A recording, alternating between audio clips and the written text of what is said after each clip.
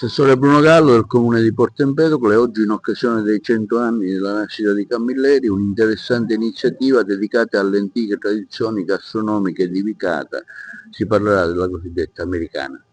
Sì, questo è un convegno che nasce all'interno delle celebrazioni per il centenario di Andrea Camilleri e non potevamo non ricordare anche l'aspetto gastronomico con i numerosi piatti della nostra tradizione che trovano ampio spazio nei suoi racconti. Lo stesso convegno è frutto anche di un ampio progetto da parte della nostra colloquio, un progetto di livello nazionale con la recensione del patrimonio immateriale. E all'interno di questo patrimonio immateriale che è stato recensito un dolce tipico della nostra città, la cosiddetta progetto americana. Quindi proprio in questo convegno ne conosceremo la storia e assaggeremo anche i sapori. Il Comune sta facendo tante cose per ricordare Camilleri. Sì, ci sono state varie manifestazioni e sono in programma ulteriori manifestazioni fino al periodo natalizio. Ammiraglio, lei sarà tra i relatori di questa iniziativa che riguarda i 100 anni di Camilleri, dove si punterà il dito anche sulle tradizioni culinarie empedocline. Sì, è una serata particolare questa ed è molto interessante perché credo che un punto di forza della nostra cultura, del nostro paesaggio culturale sia proprio la gastronomia. Stasera faremo una zoomata, metteremo l'accento sui dolci e un dolce in particolare, intorno al quale c'è una storia molto bella e sarebbe stato divertente affidare alla penna di Andrea Camilleri, proprio perché è una storia molto particolare e molto empedocrina. Quindi speriamo che da questa serata scaturisca un segno di affetto nei confronti del nostro paese e nei confronti di Camilleri. Parliamo di questo parco letterario che a breve nascerà.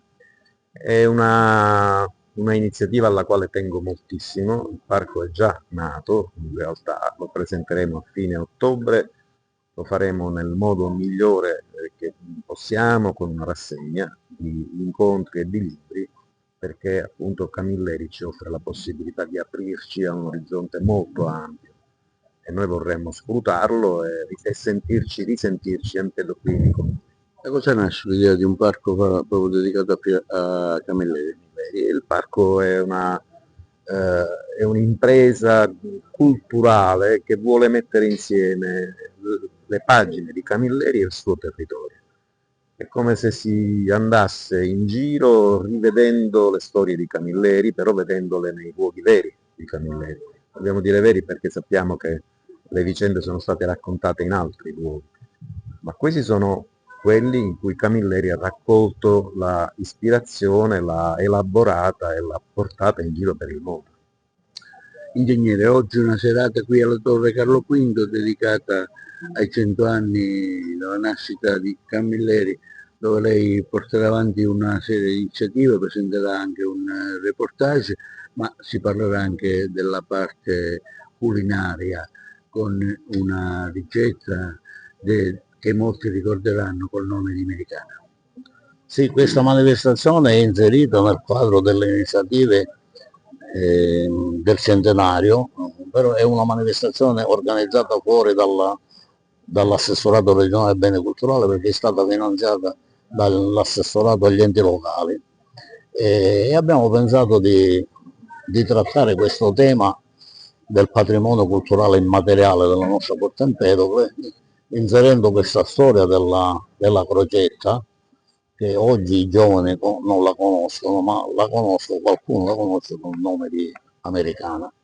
E quindi abbiamo voluto dedicare questa giornata al patrimonio gastronomico, il titolo è Le antiche tradizioni gastronomiche di Vicata, e quindi stasera tratteremo, oltre che la storia della crocetta, legata anche ai maestri pasticceri Castiglione, quindi parleremo anche del famoso caffè Castiglione che era uno dei punti di riferimento degli uomini della cultura della nostra provincia, frequentato da Pirandello, da Sciascia, dallo stesso Andrea Camilleri, e quindi parleremo della storia dei Castiglione, ma parleremo anche di una storia che ha coinvolto uno dei Castiglione, è quello della Madonna di Porto Empedocle, che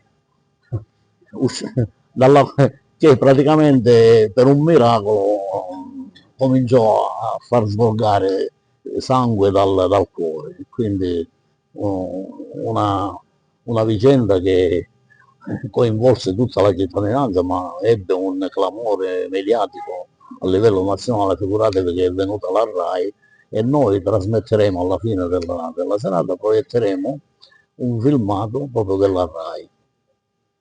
Lei illustrerà anche i risultati di un reportage.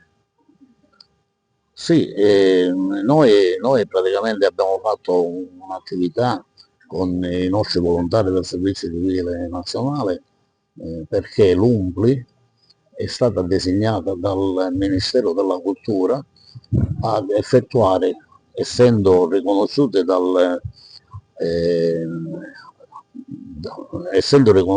come tutori del patrimonio immateriale da parte dell'UNESCO, i nostri volontari del Servizio Civile hanno realizzato delle schede da inserire nel primo censimento del patrimonio culturale immateriale, che stiamo svolgendo già da 2 anni, e noi pensiamo di censire 200.000 patrimoni immateriali in tutta Italia.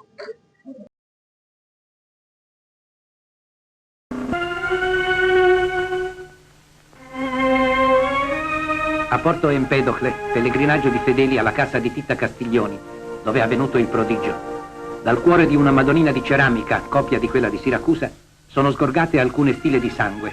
Se ne scorgono ancora le tracce coagulate fra l'indice e il medio della mano sinistra. Davanti a decine di testimoni, un medico ha potuto prelevarne alcune gocce appena sgorgate e racchiuderle in una provetta per l'analisi che più tardi ne ha confermato l'autenticità. La folla ha trasportato la sacra immagine in processione per le vie del paese e l'ha quindi collocata su un altare allestito nella piazza. Salgono fino a lei le preghiere di chi ha fede nella sua misericordia, di chi ha venerazione per il preziosissimo sangue, simbolo di dolore per i peccati degli uomini. Chi soffre implora la sua grazia, accende ai suoi piedi una fiamma per significarle amore e fede. E a notte Porto Empedocle arde ancora di 1000 luci.